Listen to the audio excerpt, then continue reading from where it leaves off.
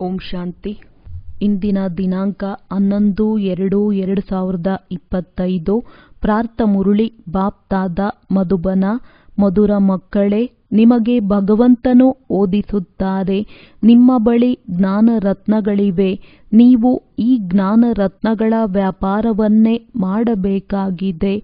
ನೀವಿಲ್ಲಿ ಜ್ಞಾನವನ್ನು ಕಲಿಯುತ್ತೀರಿ, ಭಕ್ತಿಯನ್ನಲ್ಲ.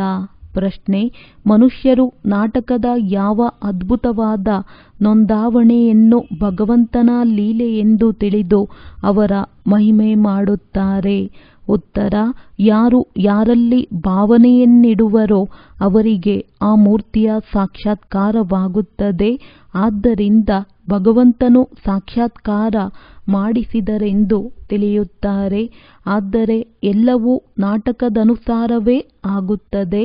ಒಂದು ಕಡೆ ಭಗವಂತನ ಮಹಿಮೆ ಮಾಡುತ್ತಾರೆ, ಇನ್ನೊಂದು ಕಡೆ ಸರ್ವವ್ಯಾಪಿ ಎಂದು ಹೇಳಿ ನಿಂದನೆ ಮಾಡುತ್ತಾರೆ. ಓಂ ಶಾಂತಿ. ಭಗವಾನುವಾಚ: ಮಕ್ಕಳಿಗೆ ಇದನ್ನು ತಿಳಿಸಲಾಗಿದೆ. ಮನುಷ್ಯರಿಗೆ ಅಥವಾ ದೇವತೆಗಳಿಗೆ ಭಗವಂತನೆಂದು ಹೇಳಲಾಗುವುದಿಲ್ಲ.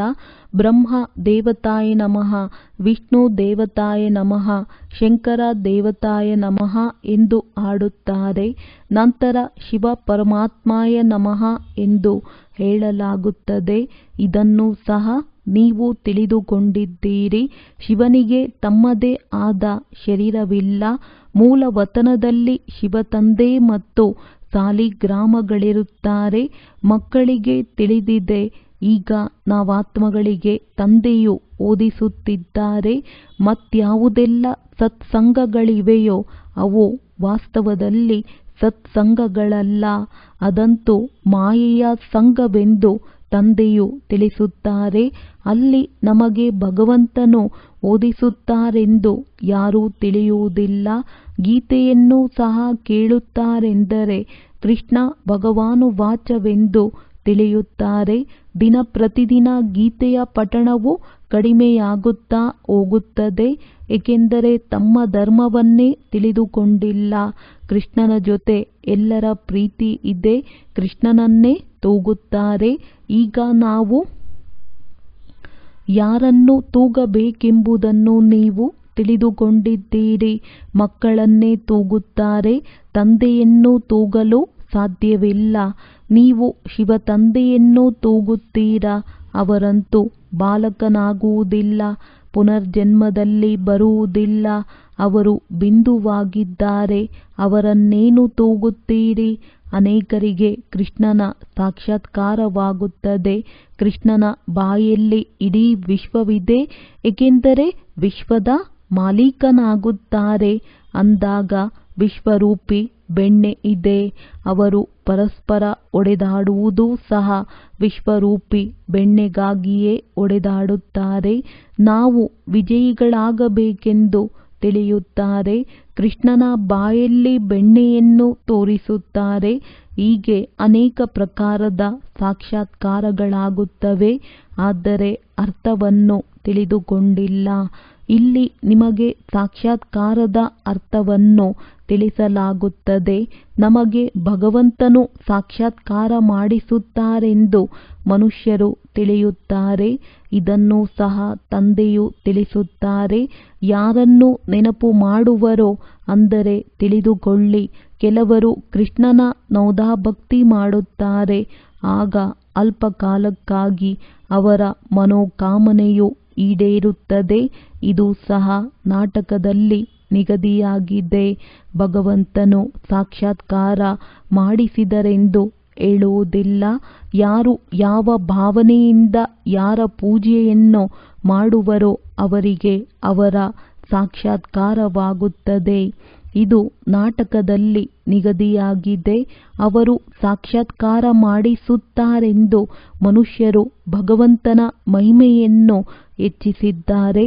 ಒಂದು ಕಡೆ ಮಹಿಮೆಯನ್ನು ಮಾಡುತ್ತಾರೆ, ಇನ್ನೊಂದು ಕಡೆ ಎಲ್ಲದರಲ್ಲಿ ಭಗವಂತನಿದ್ದಾರೆಂದು ಹೇಳುತ್ತಾರೆ. ಎಷ್ಟೊಂದು ಅಂಧಶ್ರದ್ಧೆಯ ಭಕ್ತಿಯಾಗಿದೆ. ಕೃಷ್ಣನ ಸಾಕ್ಷಾತ್ಕಾರವಾಯಿತು. ಇನ್ನು ನಾವು ಕೃಷ್ಣಪುರಿಯಲ್ಲಿ ಹೋಗುತ್ತೇವೆಂದು ತಿಳಿಯುತ್ತಾರೆ. ಆದರೆ ಕೃಷ್ಣಪುರಿಯು ಎಲ್ಲಿಂದ ಬರುವುದು? ಇದೆಲ್ಲ ರಹಸ್ಯವನ್ನು ತಂದೆಯು ನೀವು ಮಕ್ಕಳಿಗೆ ತಿಳಿಸುತ್ತಾರೆ. ಕೃಷ್ಣಪುರಿಯ ಸ್ಥಾಪನೆಯಾಗುತ್ತದೆ. ಇದು ಕಂಸಪುರಿಯಾಗಿದೆ. ಕಂಸ, ಅಕಾಸುರ, ಬಕಾಸುರ, ಕುಂಭಕರ್ಣ, ರಾವಣ ಇವೆಲ್ಲವೂ ಅಸುರರ ಹೆಸರುಗಳಾಗಿವೆ. ಶಾಸ್ತ್ರಗಳಲ್ಲಿ ಏನೇನನ್ನೋ ಬರೆದಿದ್ದಾರೆ. ಇದನ್ನು ಸಹ ತಿಳಿಸಬೇಕಾಗಿದೆ. ಗುರುಗಳಲ್ಲಿ 2 ಪ್ರಕಾರದವರಿದ್ದಾರೆ. ಮೊದಲನೆಯವರು ಭಕ್ತಿ ಮಾರ್ಗದ ಗುರುಗಳಾಗಿದ್ದಾರೆ. ಅವರು ಭಕ್ತಿಯನ್ನೇ ಕಲಿಸುತ್ತಾರೆ. ಈ ತಂದೆಯಂತೂ ಜ್ಞಾನಸಾಗರನಾಗಿದ್ದಾರೆ. ಇವರಿಗೆ ಸದ್ಗುರುವೆಂದು ಹೇಳಲಾಗುತ್ತದೆ. ಅವರೆಂದು ಭಕ್ತಿಯನ್ನು ಕಲಿಸುವುದಿಲ್ಲ, ಜ್ಞಾನವನ್ನೇ ಕಲಿಸುತ್ತಾರೆ. ಮನುಷ್ಯರು ಭಕ್ತಿಯಲ್ಲಿ ಎಷ್ಟೊಂದು ಖುಷಿಯಾಗುತ್ತಾರೆ, ಡೋಲು ಬಾರಿಸುತ್ತಾರೆ. ಕಾಶಿಯಲ್ಲಿ ನೀವು ನೋಡುತ್ತೀರಿ, ಎಲ್ಲ ದೇವತೆಗಳ ಮಂದಿರಗಳನ್ನು ಮಾಡಿಬಿಟ್ಟಿದ್ದಾರೆ. ಇವೆಲ್ಲವೂ ಭಕ್ತಿ ಮಾರ್ಗದ ಅಂಗಡಿಗಳಾಗಿವೆ. ಭಕ್ತಿಯ ವ್ಯಾಪಾರವಾಗಿದೆ. ನೀವು ಮಕ್ಕಳದ್ದು ಜ್ಞಾನರತ್ನಗಳ ವ್ಯವಹಾರವಾಗಿದೆ. ಇದಕ್ಕೂ ವ್ಯಾಪಾರವೆಂದು ಹೇಳಲಾಗುತ್ತದೆ. ತಂದೆಯು ರತ್ನಗಳ ವ್ಯಾಪಾರಿಯಾಗಿದ್ದಾರೆ. ಯಾವ ರತ್ನಗಳೆಂಬುದನ್ನು ನೀವೇ ತಿಳಿದುಕೊಂಡಿದ್ದೀರಿ. ಯಾರು ಕಲ್ಪದ ಹಿಂದೆ ತಿಳಿದುಕೊಂಡಿದ್ದಾರೆಯೋ ಅವರೇ ಈ ಮಾತುಗಳನ್ನು ತಿಳಿದುಕೊಳ್ಳುತ್ತಾರೆ. ಅನ್ಯರು ತಿಳಿದುಕೊಳ್ಳುವುದಿಲ್ಲ. ಯಾರೆಲ್ಲ ದೊಡ್ಡವರಿದ್ದಾರೆಯೋ ಅವರು ಕೊನೆಯಲ್ಲಿ ಬಂದು ತಿಳಿದುಕೊಳ್ಳುತ್ತಾರೆ. ಬೇರೆ ಧರ್ಮಗಳಲ್ಲಿ ಹೋಗಿ ಸೇರಿದ್ದಾರಲ್ಲವೇ? ಒಬ್ಬ ರಾಜ ಜನಕನ ಕಥೆಯನ್ನು ತಿಳಿಸುತ್ತಾರೆ. ಜನಕನೇ ಮತ್ತೆ ಅನುಜನಕನಾದನು. ಹೇಗೆ ಯಾರ ಹೆಸರಾದರೂ ಕೃಷ್ಣನಾಗಿದ್ದರೆ ನೀನು ಅನುದೈವಿ ಕೃಷ್ಣನಾಗುತ್ತೀಯಾ ಎಂದು ಹೇಳುತ್ತಾರೆ. ಆ ಸರ್ವಗುಣ ಸಂಪನ್ನ ಕೃಷ್ಣನೆಲ್ಲಿ? ಇವರೆಲ್ಲಿ? ಯಾರ ಹೆಸರಾದರೂ ಲಕ್ಷ್ಮಿ ಎಂದಿದ್ದರೆ ಅವರು ಈ ಲಕ್ಷ್ಮೀ ನಾರಾಯಣರ ಮುಂದೆ ಹೋಗಿ ಮಹಿಮೆ ಮಾಡುತ್ತಾರೆ. ಇವರಲ್ಲಿ ಮತ್ತು ನನ್ನಲ್ಲಿ ಅಂತರವೇನಿದೆ ಎಂಬುದನ್ನು ತಿಳಿದುಕೊಳ್ಳುತ್ತಾರೆಯೇ? ಈ ಸೃಷ್ಟಿ ಚಕ್ರವು ಹೇಗೆ ಸುತ್ತುತ್ತದೆ ಎಂದು ನೀವು ಮಕ್ಕಳಿಗೆ ಈಗ ಜ್ಞಾನವಿದೆ. ನೀವೇ 84 ಜನ್ಮಗಳನ್ನು ತೆಗೆದುಕೊಳ್ಳುತ್ತೀರಿ. ಈ ಚಕ್ರವು ಅನೇಕ ಬಾರಿ ತಿರುಗುತ್ತಾ ಬಂದಿದೆ ಎಂದು ನಿಂತು ಹೋಗುವುದಿಲ್ಲ. ನೀವು ಈ ನಾಟಕದಲ್ಲಿ ಪಾತ್ರಧಾರಿಗಳಾಗಿದ್ದೀರಿ. ನಾವು ಈ ನಾಟಕದಲ್ಲಿ ಪಾತ್ರವನ್ನಭಿನಯಿಸಲು ಬಂದಿದ್ದೇವೆ ಎಂಬುದನ್ನಂತೂ ಮನುಷ್ಯರು ಅವಶ್ಯವಾಗಿ ತಿಳಿದುಕೊಳ್ಳುತ್ತಾರೆ. ಆದರೆ ನಾಟಕದ ಆದಿ ಮಧ್ಯ ಅಂತ್ಯವನ್ನು ತಿಳಿದುಕೊಂಡಿಲ್ಲ. ನೀವು ಮಕ್ಕಳು ತಿಳಿದುಕೊಂಡಿದ್ದೀರಿ. ನಾವಾತ್ಮಗಳಿರುವ ಸ್ಥಾನವು ಅತಿ ದೂರಕ್ಕಿಂತ ದೂರವಿದೆ. ಅಲ್ಲಿ ಸೂರ್ಯ ಚಂದ್ರರ ಬೆಳಕು ಇರುವುದಿಲ್ಲ. ಇದೆಲ್ಲವನ್ನು ತಿಳಿದುಕೊಳ್ಳುವಂತಹ ಮಕ್ಕಳು ಸಹ ಬಹುತೇಕ ಮಟ್ಟಿಗೆ ಸಾಧಾರಣ ಬಡವರೇ ಆಗಿರುತ್ತಾರೆ. ಏಕೆಂದರೆ ಭಾರತವೇ ಎಲ್ಲದಕ್ಕಿಂತ ಸಾಹುಕಾರನಾಗಿತ್ತು. ಈಗ ಅದೇ ಎಲ್ಲದಕ್ಕಿಂತ ಬಡ ದೇಶವಾಗಿದೆ. ಸಂಪೂರ್ಣ ಆಟವು ಭಾರತದ ಮೇಲಿದೆ. ಭಾರತದಂತಹ ಪಾವನ ಖಂಡವು ಮತ್ಯಾವುದೂ ಇಲ್ಲ. ಪಾವನ ಪ್ರಪಂಚದಲ್ಲಿ ಪಾವನ ಖಂಡವಿರುತ್ತದೆ, ಮತ್ಯಾವುದೇ ಖಂಡವಿರುವುದಿಲ್ಲ. ತಂದೆಯು ತಿಳಿಸುತ್ತಾರೆ, ಇಡೀ ಪ್ರಪಂಚವೇ ಒಂದು ದ್ವೀಪವಾಗಿದೆ. ಹೇಗೆ ಲಂಕೆಯು ದ್ವೀಪವಾಗಿದೆ. ರಾವಣನು ಲಂಕೆಯಲ್ಲಿದ್ದನೆಂದು ತೋರಿಸುತ್ತಾರೆ. ಈಗ ನಿಮಗೆ ತಿಳಿದಿದೆ. ರಾವಣ ರಾಜ್ಯವಂತೂ ಇಡೀ ಬೇಹದ್ದಿನ ಲಂಕೆಯಲ್ಲಿದೆ. ಇಡೀ ಸೃಷ್ಟಿಯು ಸಮುದ್ರದಲ್ಲಿ ನಿಂತಿದೆ. ಒಂದು ದ್ವೀಪವಾಗಿದೆ. ಇದರಲ್ಲಿ ರಾವಣ ರಾಜ್ಯವಿದೆ. ಇವರೆಲ್ಲ ಸೀತೆಯರು ರಾವಣನ ಬಂಧನದಲ್ಲಿದ್ದಾರೆ. ಆ ಮನುಷ್ಯರಂತೂ ಇದನ್ನು ಹದ್ದಿನ ಕಥೆಗಳನ್ನಾಗಿ ಮಾಡಿಬಿಟ್ಟಿದ್ದಾರೆ. ಇದೆಲ್ಲವೂ ವಾಸ್ತವದಲ್ಲಿ ಬೇಹದ್ದಿನ ಮಾತಾಗಿದೆ, ಬೇಹದ್ದಿನ ನಾಟಕವಾಗಿದೆ. ಇದರಲ್ಲಿಯೇ ಮತ್ತೆ ಚಿಕ್ಕ ಚಿಕ್ಕ ನಾಟಕಗಳನ್ನು ರಚಿಸಿದ್ದಾರೆ. ಈ ಸಿನಿಮಾ ಮೊದಲಾದವುಗಳು ಸಹ ಈಗಲೇ ಬಂದಿವೆ. ಆದ್ದರಿಂದ ತಂದೆಗೂ ತಿಳಿಸುವುದರಲ್ಲಿ ಸಹಜವಾಗುತ್ತದೆ. ಇಡೀ ಬೇಅದ್ದಿನ ನಾಟಕವು ನೀವು ಮಕ್ಕಳ ಬುದ್ಧಿಯಲ್ಲಿದೆ. ಸ್ಥೂಲವತನ, ಸೂಕ್ಷ್ಮವತನ ಮತ್ಯಾರ ಬುದ್ಧಿಯಲ್ಲಿರಲು ಸಾಧ್ಯವಿಲ್ಲ. ನೀವು ತಿಳಿದುಕೊಂಡಿದ್ದೀರಿ, ನಾವಾತ್ಮಗಳು ಮೂಲವತನವಾಸಿಗಳಾಗಿದ್ದೇವೆ. ದೇವತೆಗಳು ಸೂಕ್ಷ್ಮವತನವಾಸಿಗಳಾಗಿದ್ದಾರೆ. ಅವರನ್ನು ಫರಿಷ್ಠೆಗಳೆಂದು ಹೇಳುತ್ತಾರೆ. ಅಲ್ಲಿ ಮೂಳೆ ಮಾಂಸದ ಪಂಜರವಿರುವುದಿಲ್ಲ. ಈ ಸೂಕ್ಷ್ಮವತನದ ಪಾತ್ರವೂ ಸಹ ಸ್ವಲ್ಪ ಸಮಯಕ್ಕಾಗಿದೆ. ಈಗ ನೀವು ಬಂದು ಹೋಗುತ್ತೀರಿ, ಇದರ ನಂತರ ಎಂದೂ ಹೋಗುವುದಿಲ್ಲ. ಸೂಕ್ಷ್ಮವತನದ ಪಾತ್ರವು ಮುಗಿಯುತ್ತದೆ. ನೀವಾತ್ಮಗಳು ಮೂಲವತನದಿಂದ ಬರುವಾಗ ಸೂಕ್ಷ್ಮವತನದ ಮೂಲಕ ಬರುವುದಿಲ್ಲ, ನೇರವಾಗಿ ಬರುತ್ತೀರಿ. ಈಗ ಹೋಗುವಾಗ ಸೂಕ್ಷ್ಮವತನಕ್ಕೆ ಹೋಗುತ್ತೀರಿ. ಈಗ ಸೂಕ್ಷ್ಮವತನ ಪಾತ್ರವಿದೆ. ಇದೆಲ್ಲ ರಹಸ್ಯಗಳನ್ನು ಮಕ್ಕಳಿಗೆ ತಿಳಿಸುತ್ತಾರೆ. ನಾನು ಆತ್ಮಗಳಿಗೆ ತಿಳಿಸುತ್ತಿದ್ದೇನೆಂದು ತಂದೆಯು ತಿಳಿಯುತ್ತಾರೆ. ಸಾಧು ಸಂತರು ಯಾರೂ ಸಹ ಈ ಮಾತುಗಳನ್ನು ಅರಿತುಕೊಳ್ಳುವುದಿಲ್ಲ. ಅವರೆಂದೂ ಸಹ ಈ ರೀತಿಯ ಮಾತುಗಳನ್ನಾಡಲು ಸಾಧ್ಯವಿಲ್ಲ. ತಂದೆಯೇ ಮಕ್ಕಳೊಂದಿಗೆ ಮಾತನಾಡುತ್ತಾರೆ. ಕರ್ಮೇಂದ್ರಿಯಗಳಿಲ್ಲದೆ ಮಾತನಾಡಲು ಸಾಧ್ಯವಿಲ್ಲ. ನಾನು ಈ ಶರೀರದ ಆಧಾರವನ್ನು ತೆಗೆದುಕೊಂಡು ನೀವು ಮಕ್ಕಳಿಗೆ ಓದಿಸುತ್ತೇನೆಂದು ಹೇಳುತ್ತಾರೆ. ನೀವಾತ್ಮಗಳ ದೃಷ್ಟಿಯೂ ಸಹ ತಂದೆಯ ಕಡೆ ಹೋಗುತ್ತದೆ. ಇವೆಲ್ಲವೂ ಹೊಸ ಮಾತುಗಳಾಗಿವೆ. ನಿರಾಕಾರ ತಂದೆ, ಅವರ ಹೆಸರು ಶಿವತಂದೆ ಎಂದಾಗಿದೆ. ನೀವಾತ್ಮಗಳ ಹೆಸರಂತೂ ಆತ್ಮವೇ ಆಗಿದೆ. ನಿಮ್ಮ ಶರೀರದ ಹೆಸರು ಬದಲಾಗುತ್ತದೆ. ಪರಮಾತ್ಮನು ನಾಮರೂಪದಿಂದ ಭಿನ್ನವಾಗಿದ್ದಾರೆಂದು ಮನುಷ್ಯರು ಹೇಳುತ್ತಾರೆ.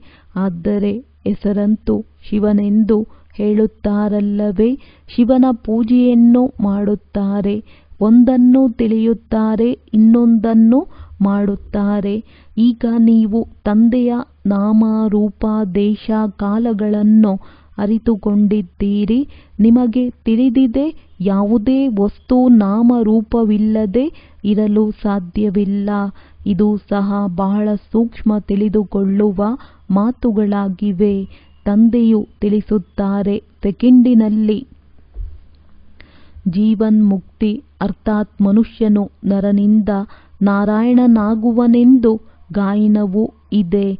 ತಂದೆಯು ಸ್ವರ್ಗದ ರಚಯಿತನಾಗಿದ್ದಾರೆ. ನಾವು ಅವರ ಮಕ್ಕಳಾಗಿದ್ದೇವೆ ಅಂದ ಮೇಲೆ ಸ್ವರ್ಗದ ಮಾಲೀಕರಾದೆವಲ್ಲವೇ. ಆದರೆ ಇದನ್ನು ಸಹ ತಿಳಿದುಕೊಂಡಿಲ್ಲ. ತಂದೆಯು ತಿಳಿಸುತ್ತಾರೆ, ನರನಿಂದ ನಾರಾಯಣನಾಗುವುದು ನಿಮ್ಮ ಲಕ್ಷ್ಯವಾಗಿದೆ, ರಾಜಯೋಗವಾಗಿದೆಯಲ್ಲವೇ. ಅನೇಕರಿಗೆ ಚತುರ್ಭುಜ ವಿಷ್ಣುವಿನ ಸಾಕ್ಷಾತ್ಕಾರವಾಗುತ್ತದೆ. ಇದರಿಂದ ನಾವು ವಿಷ್ಣುಪುರಿಯ ಮಾಲೀಕರಾಗುತ್ತೇವೆಂದು ಸಿದ್ಧವಾಗುತ್ತದೆ. ನಿಮಗೆ ತಿಳಿದಿದೆ, ಸ್ವರ್ಗದಲ್ಲಿಯೂ ಸಹ ಲಕ್ಷ್ಮೀನಾರಾಯಣರ ಸಿಂಹಾಸನದ ಹಿಂದೆ ವಿಷ್ಣುವಿನ ಚಿತ್ರವನ್ನಿಡುತ್ತಾರೆ. ಅರ್ಥಾತ್ ವಿಷ್ಣುಪುರಿಯಲ್ಲಿ ಇವರ ರಾಜ್ಯವಿದೆ. ಈ ಲಕ್ಷ್ಮೀನಾರಾಯಣರು ವಿಷ್ಣುಪುರಿಯ ಮಾಲೀಕರಾಗಿದ್ದಾರೆ. ಅದು ಕೃಷ್ಣಪುರಿ, ಇದು ಕಂಸಪುರಿಯಾಗಿದೆ. ನಾಟಕದನುಸಾರ ಈ ಹೆಸರುಗಳನ್ನು ಇಟ್ಟಿದ್ದಾರೆ. ತಂದೆಯು ತಿಳಿಸುತ್ತಾರೆ, ನನ್ನ ರೂಪವು ಬಹಳ ಸೂಕ್ಷ್ಮವಾಗಿದೆ. ಯಾರೂ ನನ್ನನ್ನು ಅರಿತುಕೊಳ್ಳುವುದಿಲ್ಲ. ಆತ್ಮವು ಒಂದು ನಕ್ಷತ್ರವಾಗಿದೆ ಎಂದು ಹೇಳುತ್ತಾರೆ. ಆದರೆ ಮತ್ತೆ ಲಿಂಗಾಕಾರವಾಗಿ ಮಾಡಿಬಿಡುತ್ತಾರೆ. ಇಲ್ಲವೆಂದರೆ ಪೂಜೆಯನ್ನು ಹೇಗೆ ಮಾಡುವರು? ರುದ್ರಯಜ್ಞವನ್ನು ರಚಿಸಿದಾಗಲೂ ಸಹ ಅಂಡಾಕಾರವಾಗಿ ಸಾಲಿಗ್ರಾಮಗಳನ್ನು ಮಾಡುತ್ತಾರೆ. ಇನ್ನೊಂದು ಕಡೆ ಅವರನ್ನು ಹೊಳೆಯುವ ನಕ್ಷತ್ರವೆಂದು ಹೇಳುತ್ತಾರೆ. ಆತ್ಮವನ್ನು ನೋಡಲು ಬಹಳ ಪ್ರಯತ್ನ ಪಡುತ್ತಾರೆ. ಆದರೆ ಯಾರೂ ನೋಡಲು ಸಾಧ್ಯವಿಲ್ಲ. ರಾಮಕೃಷ್ಣ ವಿವೇಕಾನಂದರನ್ನು ತೋರಿಸುತ್ತಾರಲ್ಲವೇ.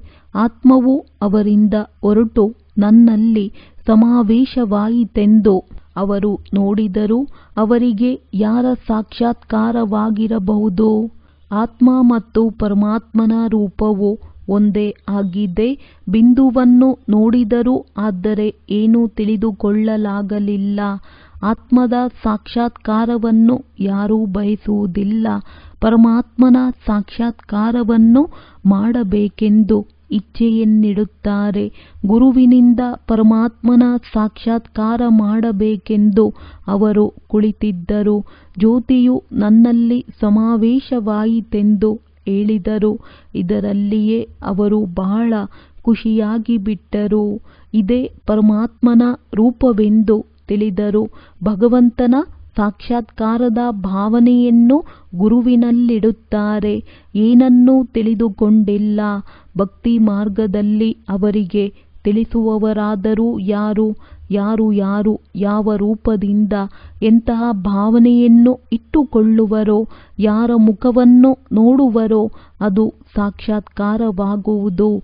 ಹೇಗೆ ಗಣೇಶನ ಬಹಳ ಪೂಜೆ ಮಾಡುತ್ತಾರೆಂದರೆ ಚೈತನ್ಯದಲ್ಲಿ ಗಣೇಶನ ಸಾಕ್ಷಾತ್ಕಾರವಾಗಿ ಬಿಡುತ್ತದೆ. ಇಲ್ಲವೆಂದರೆ ಅವರಿಗೆ ನಿಶ್ಚಯವಾಗುವುದು ಹೇಗೆ? ತೇಜೋಮಯ ರೂಪವನ್ನು ನೋಡಿ ನಾವು ಭಗವಂತನ ಸಾಕ್ಷಾತ್ಕಾರ ಮಾಡಿದೆವೆಂದು ತಿಳಿಯುತ್ತಾರೆ. ಅದರಲ್ಲಿಯೇ ಖುಷಿಯಾಗಿ ಬಿಡುತ್ತಾರೆ. ಇದೆಲ್ಲವೂ ಭಕ್ತಿ ಮಾರ್ಗ ಇಳಿಯುವ ಕಲೆಯಾಗಿದೆ. ಮೊದಲ ಜನ್ಮವು ಚೆನ್ನಾಗಿರುತ್ತದೆ. ನಂತರ ಎಲ್ಲವೂ ಕಡಿಮೆ ಆಗುತ್ತಾ ಅಂತ್ಯವು ಬಂದು ಬಿಡುತ್ತದೆ. ಮಕ್ಕಳೇ, ಈ ಮಾತುಗಳನ್ನು ತಿಳಿದುಕೊಳ್ಳುತ್ತಾರೆ. ಯಾರಿಗೆ ಕಲ್ಪದ ಹಿಂದೆ ಜ್ಞಾನವನ್ನು ತಿಳಿಸಿದ್ದೆವೋ ಅವರಿಗೆ ಈಗ ತಿಳಿಸುತ್ತಿದ್ದೇವೆ. ಕಲ್ಪದ ಹಿಂದಿನವರೇ ಬರುತ್ತಾರೆ. ಅನ್ಯರ ಧರ್ಮವೇ ಬೇರೆಯಾಗಿದೆ. ಒಂದೊಂದು ಚಿತ್ರದಲ್ಲಿ ಭಗವಾನುವಾಚ ಎಂದು ಬರೆಯಿರಿ ಎಂದು ತಂದೆಯು ತಿಳಿಸುತ್ತಾರೆ. ಬಹಳ ಯುಕ್ತಿಯಿಂದ ತಿಳಿಸಬೇಕಾಗಿದೆ. ಯಾದವರು, ಕೌರವರು ಮತ್ತು ಪಾಂಡವರು ಏನು ಮಾಡಿ ಹೋದ ಕಾರಣ ಅವರ ಈ ಚಿತ್ರಗಳಿವೆ ಎಂದು ಭಗವಾನುವಾಚ ಇದೆಯಲ್ಲವೇ? ಕೇಳಿ, ನೀವು ತಮ್ಮ ತಂದೆಯನ್ನು ತಿಳಿದುಕೊಂಡಿದ್ದೀರಾ? ತಿಳಿದುಕೊಂಡಿಲ್ಲವೆಂದರೆ ತಂದೆಯೊಂದಿಗೆ ಪ್ರೀತಿ ಇಲ್ಲ ಅಲ್ಲವೇ? ಅಂದಾಗ ವಿಪರೀತ ಬುದ್ಧಿಯವರಾದರೂ ತಂದೆಯೊಂದಿಗೆ ಪ್ರೀತಿ ಇಲ್ಲವೆಂದರೆ ವಿನಾಶವಾಗಿ ಬಿಡುತ್ತಾರೆ. ಪ್ರೀತಿ ಬುದ್ಧಿ ವಿಜಯಂತಿ ಸತ್ಯಮೇವ ಜಯತೆ. ಇದರ ಅರ್ಥವೂ ಸರಿಯಾಗಿದೆ. ತಂದೆಯ ನೆನಪೇ ಇಲ್ಲವೆಂದರೆ ವಿಜಯ ಗಳಿಸಲು ಸಾಧ್ಯವಿಲ್ಲ. ಶಿವ ಭಗವಂತನು ಗೀತೆಯನ್ನು ತಿಳಿಸಿದ್ದಾರೆ. ಅವರೇ ಬ್ರಹ್ಮರವರ ಮೂಲಕ ರಾಜಯೋಗವನ್ನು ಕಲಿಸಿದ್ದರೆಂದು ನೀವು ಸಿದ್ಧ ಮಾಡಿ ತಿಳಿಸುತ್ತೀರಿ. ಇಲ್ಲಂತೂ ಕೃಷ್ಣ ಭಗವಂತನ ಗೀತೆಯೆಂದು ತಿಳಿದು ಪ್ರತಿಜ್ಞೆ ಮಾಡುತ್ತಾರೆ.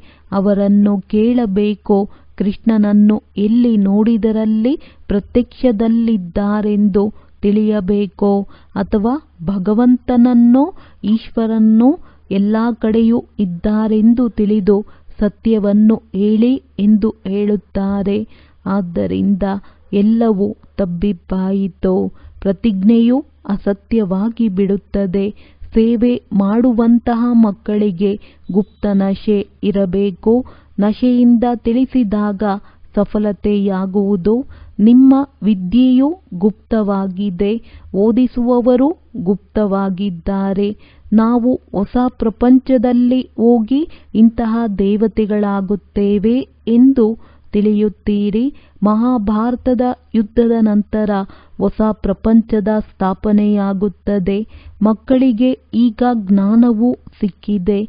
ಅದನ್ನು ನಂಬರ್ ವಾರ್ ಧಾರಣೆ ಮಾಡುತ್ತಾರೆ. ಯೋಗದಲ್ಲಿಯೂ ನಂಬರ್ ವಾರ್ ಇರುತ್ತಾರೆ. ನಾವು ಎಷ್ಟು ನೆನಪಿನಲ್ಲಿರುತ್ತೇವೆಂದು ಪರಿಶೀಲನೆ ಮಾಡಿಕೊಳ್ಳಬೇಕು. ತಂದೆಯು ತಿಳಿಸುತ್ತಾರೆ, ಈಗಿನ ನಿಮ್ಮ ಪುರುಷಾರ್ಥವು ಭವಿಷ್ಯದ 21 ಜನ್ಮಗಳಿಗಾಗಿ ಆಗಿಬಿಡುವುದು. ಈಗ ಅನುತ್ತೀರ್ಣವಾದರೆ ಕಲ್ಪಕಲ್ಪಾಂತರವೂ ಅನುತ್ತೀರ್ಣರಾಗುತ್ತಲೇ ಇರುತ್ತೀರಿ. ಶ್ರೇಷ್ಠ ಪದವಿಯನ್ನು ಪಡೆಯಲು ಸಾಧ್ಯವಿಲ್ಲ. ಶ್ರೇಷ್ಠ ಪದವಿಯನ್ನು ಪಡೆಯುವ ಪುರುಷಾರ್ಥವನ್ನೇ ಮಾಡಬೇಕು. ಕೆಲವರು ಸೇವಾ ಕೇಂದ್ರದಲ್ಲಿಯೂ ಬರುತ್ತಿರುತ್ತಾರೆ ಮತ್ತು ವಿಕಾರದಲ್ಲಿ ಹೋಗುತ್ತಿರುತ್ತಾರೆ, ಮತ್ತೆ ಸೇವಾ ಕೇಂದ್ರದಲ್ಲಿ ಬರುತ್ತಾರೆ.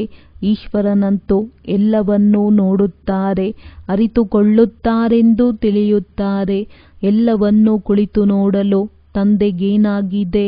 ನೀವು ಸುಳ್ಳು ಹೇಳುತ್ತೀರಿ, ವಿಕರ್ಮವನ್ನು ಮಾಡುತ್ತೀರೆಂದರೆ ನಷ್ಟ ಮಾಡಿಕೊಳ್ಳುತ್ತೀರಿ. ಇದನ್ನು ನೀವೂ ಸಹ ತಿಳಿದುಕೊಳ್ಳಬಹುದು.